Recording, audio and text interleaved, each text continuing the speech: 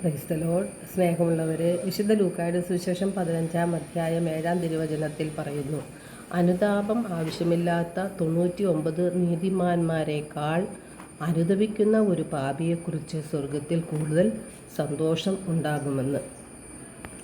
കണക്ക് നോക്കാതെ കരുണ കാണിക്കുന്നവനാണ് സ്നേഹനിധിയായ നമ്മുടെ ദൈവം.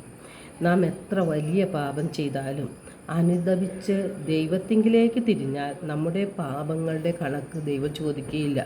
അവ നോക്കാതെ ദൈവം നമ്മോട് കരുണ കാണിക്കും. വിശുദ്ധ യോഹന്നാൻ്റെ സുവിശേഷം 8-ാം അധ്യായം 3-ാം തിരുവചനത്തിൽ വ്യഭിചാരത്തിൽ പിടിക്കപ്പെട്ട ഒരു സ്ത്രീയെ നിയമജ്ഞരും ഫരിസേയരും യേശുവിൻ്റെ അടുക്കൽ കൊണ്ടുവരുന്നുണ്ട്. കല്ലെറിയാനാണ് അവരാവശ്യപ്പെടുന്നത്. എന്നാൽ യേശു പറയുന്നത്, നിങ്ങളിൽ പാപമില്ലാത്തവൻ അവളെ കല്ലെറിയട്ടെ എന്നാണ്. ആ സ്ത്രീയോട് മേലിൽ പാപം ചെയ്യരുത് എന്ന് പറഞ്ഞ് അവളെ ആശ്വസിപ്പിച്ച് വിടുകയാണ് ചെയ്തത്.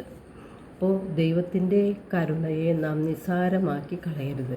റോമർ 2:4 അവിടുത്തെ നിസ്സീമമായ കരുണയും സഹിഷ്ണുതയും ക്ഷമയും നിസ്സാരമാക്കുകയാണോ ചെയ്യുന്നത് എന്ന് ചോദിക്കുന്നുണ്ട്. നിന്നെ അനുതാപത്തിലേക്ക് നയിക്കുകയാണ് ദൈവത്തിൻ്റെ കരുണയുടെ ലക്ഷ്യമെന്ന് നീ അറിയുന്നില്ലേ? അപ്പോൾ നാം പാപികളായിരിക്കെ ദൈവം നമ്മോട് കരുണ കാണിക്കുന്നതിൻ്റെ ലക്ഷ്യം നമ്മെ അനുതാപത്തിലേക്ക് നയിക്കുക എന്നതാണ്.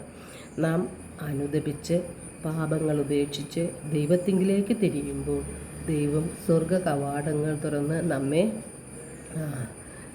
സ്വീകരിക്കും. വിശുദ്ധിയിലേക്കാണ് ദൈവം നമ്മെ വിളിച്ചിരിക്കുന്നത്. വിശുദ്ധി കൂടാതെ ആർക്കും ദൈവത്തെ ദർശിക്കുവാനും സാധിക്കുകയില്ല.